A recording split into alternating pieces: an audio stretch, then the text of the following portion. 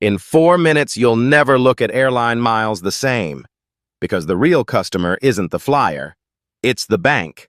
Airline miles look like a reward for flying, but in practice, they work more like a currency that gets sold and resold. A large share of miles are not generated by flying at all. They're created when a bank buys them from an airline, then gives them to cardholders as points. A bank issues an airline credit card.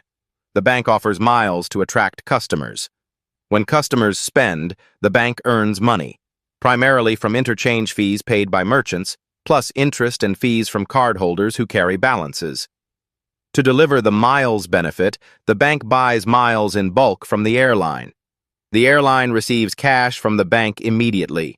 The key point is timing. The airline is paid upfront, sometimes long before the customer ever redeems anything, and some customers never redeem at all. That airline-bank relationship is the real engine behind modern loyalty programs. This system has been building for decades. Airline loyalty programs became mainstream in the early 1980s. American Airlines launched AAdvantage in 1981. Originally, the idea was simple: stop frequent flyers from switching airlines. But over time, loyalty evolved into a separate business line with its own economics. Today, when you swipe a co-branded airline card at a grocery store, online, or at a restaurant, you're not just earning miles. You're participating in a supply chain. Your purchase triggers revenue for the bank, and the bank purchases miles from the airline, often in massive volume. From the airline side, this is valuable because airlines operate in a high-cost business. Fuel prices fluctuate. Demand moves with the economy. Weather, labor, and aircraft availability are constant constraints. But selling miles to banks can be relatively steady revenue. The airline doesn't need to fly an extra plane that day to sell miles. It just needs cardholders spending. Now let's talk about what miles actually are. Miles are not cash. They're not a bank balance. They're closer to a claim on future travel inventory, under rules written by the airline. Accounting-wise, those miles sit on the airline's books as an obligation. The airline owes future travel value, but the airline controls the pricing, the availability, and the redemption rules. So the value of a mile can change over time.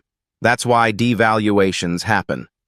An award seat that used to cost 25,000 miles can become 35,000 or 50,000, depending on demand and route. The customer still has miles, but the airline controls what those miles can buy. This isn't a glitch. This is how the system is designed. It's a controlled currency inside a private ecosystem.